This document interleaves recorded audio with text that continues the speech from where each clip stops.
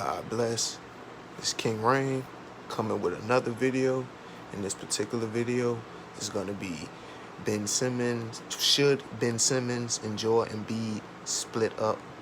Part 2. The Jump with Rachel Nichols, Matt Barnes, and Chauncey Billups. They're going to give their perspectives on the idea of them splitting up, and I'm going to chime in with my perspective. Go wrong season.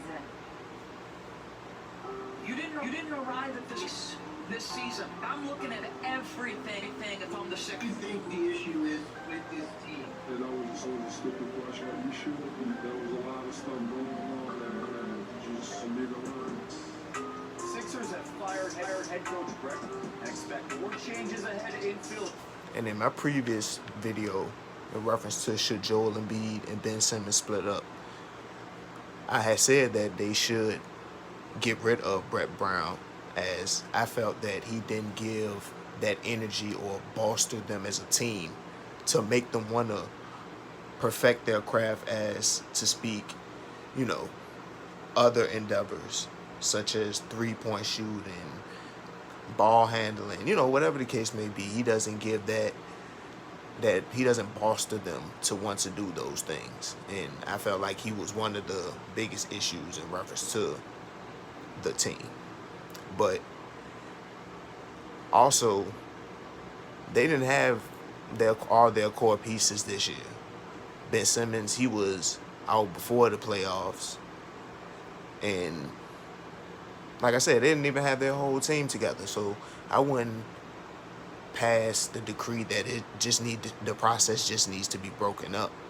I will say this though, if the process is to be broken up, from my end, I would trade Joel Embiid, from the perspective that he is injury prone. He's been that way his whole career, and he seems that he's not always focused completely on basketball. He wants to be on social media, saying things and, just doing unimportant shit that doesn't really pertain to the game, and not working on the areas that he needs to work on. But Ben Simmons, I would definitely keep him, because I feel like he can really develop into something special with the right head coach and also the right mechanics being taught to him. But, that's my end. I'm going to let the video play on. I feel like I've been talking too much anyway.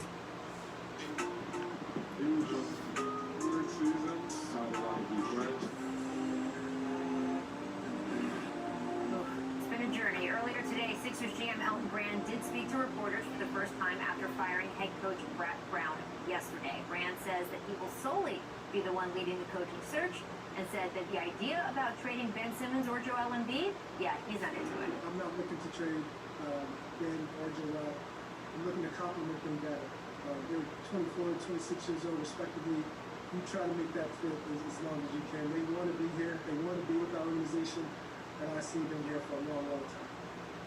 And that's great that Elton Brand doesn't want to trade either of them, which is what I said in my first video that I made about Joel Embiid and Ben Simmons. I said that I wouldn't trade either of them. I would give it the chance to actually blossom into something. Like I said, neither one of them have truly reached their prime. So they still have a lot of development to go through and actually experience. So just getting rid of the process so quickly and easily right now, I just don't feel like it would be a great idea. But you have that, and that's what the media also does. The media confuses, the viewer, and to some extent the players, because I'm sure that they look at the things that are being said about them, or whatever the case may be, and that also distracts them from being able to fully work on their craft and become more exceptional, but it is what it is. The media, they got to make money somehow, even if it's at the expense of someone else.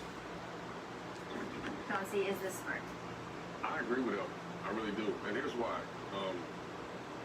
Those are generational talents. They really are. And those guys just don't come around very often. And yeah, they haven't gotten it done, but here's what I look at. They've only had one guy try it, right? Brett Brown. comments from all the players, the Jimmy Butlers a couple years ago, and some of the guys even now saying, you know, Brett's a great guy, didn't hold everybody accountable. Matt, you've been around a long time, so have I. All the best coaches I've played for, I didn't like them every day. But they held you accountable, they challenged you, they demand excellence out of you, and they need a guy like that. But those two dudes are special. And that was exactly what I was saying. Like I said, he doesn't, Brett Brown, who I'm speaking about, he doesn't push Ben Simmons and Joel Embiid. And this is from someone who's definitely on the outside looking in, but just sometimes you can look at certain individuals and somewhat pick on the type, not pick on, but pick up, the type of demeanor that you're going to be dealing with. And just from my perspective, I've always felt that Brett Brown didn't, like I said, give that energy to want to bolster their confidence and make them want to work harder at the aspects of the game that they're weaker at, and also become better at the aspects of the game that that they have their strengths in. But like I said, I really can appreciate Chauncey Billups' perspective, because he was, in my opinion, a great player, not from the aspect that he scored a lot of points and he dished out a lot of assists, but he knew how to balance out the game in reference to playing on the court and also having leadership on the court.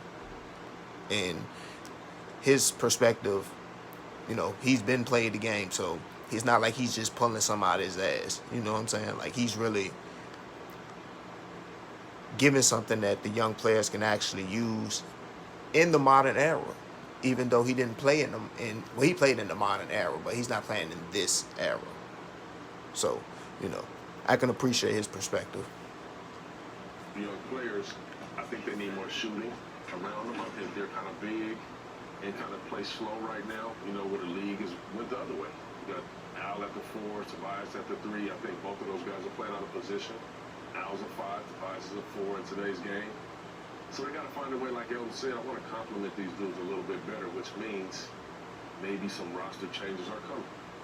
I put a lot of... And he also said something about them surrounding more shooters around, especially Ben Simmons, because he can handle the ball and he's also a great passer. And I had mentioned that in the first video that I made in reference to the situation.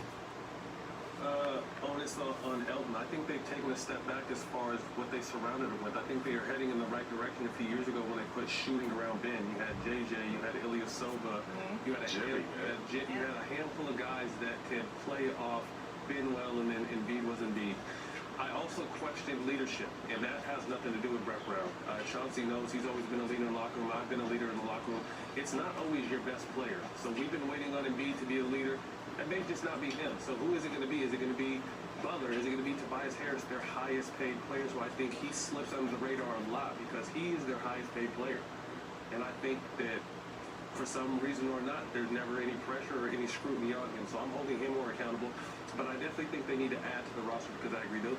Well, I can somewhat agree with that, Matt Barnes, in reference to holding Tobias Harris accountable due to him being the highest paid player. But just being honest, Tobias Harris has never been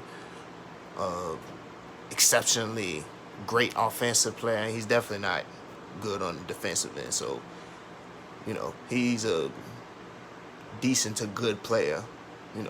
Give you about 20 points a game, 6 rebounds, maybe 2-3 assists on okay efficiency. But Philadelphia signing him to the max contract and making him the highest paid player was a desperation move to somewhat give the appearance to Ben Simmons, most definitely, that look, we're trying to keep these individuals that can shoot around you, which they didn't keep everyone around, which we know. But I just felt like it was a farce at the end of the day. But that was a good point that Matt Barnes made. They're 2 generational talent, very talented young players, and I think Ben Simmons is starting to come of age. I think he's starting to get the fear of just shooting. You're going to miss. Everyone misses. Steph misses, but you have to be able to shoot it. And I love what Ben does on the defensive end. So I agree with Elton. You keep your 2 centerpieces, but you have to do a better job of surrounding them with guys that fit them. Well, look, it's a challenge. right? I mean, they don't fit naturally together. We know that. But we just put a graphic of them. And that's, like I said, media causes confusion when they say things like that. What makes them not naturally together? Because neither one of them shoots the 3-point shot at a extreme clip. I mean, I'm not understanding. Those are aspects of the game that they can work on and become better at. It's not the end of their careers. So let's stop putting out this appearance that, oh, they're so unnatural together. Like, they're natural together. Ben Simmons could definitely play the point guard. Embiid could be down in the low post playing the 5. It's possible. Like, they can work together and make something great of their team. I feel that way. I'm not going to say I feel that. I know this. I don't know if we can show it again. Of sort of 3 years ago, they fit pretty well, right? They were plus 15 when they were on the court together. Then last season that was cut in half, about plus 8. This season you can see how low that number is. And what didn't change was Ben Simmons or Joel Embiid. What didn't change was even Brett Brown. What changed was the pieces around them. They had some bad luck. The Markelle Fultz sort of saga did not go. Look, certainly Danny Ainge saw something. And speaking of Markelle Fultz,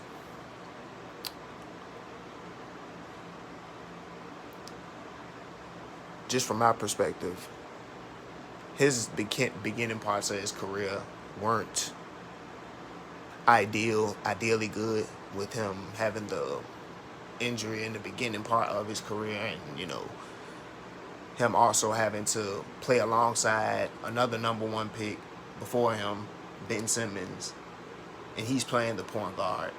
So I somewhat give him, not necessarily a pass, I'm definitely not giving a pass, but I can understand how his growth was hampered by just the Ben Simmons part. As far as his injury, that was somewhat self-sustained, and he could have prevented that and had a more blossoming career up to this point, just from my perspective. But playing behind or with Ben Simmons, who's naturally a point guard, you know, how can you expect Markelle Fultz to develop into the player that he's meant to be? So we can't say they could never have seen it coming, because Boston did.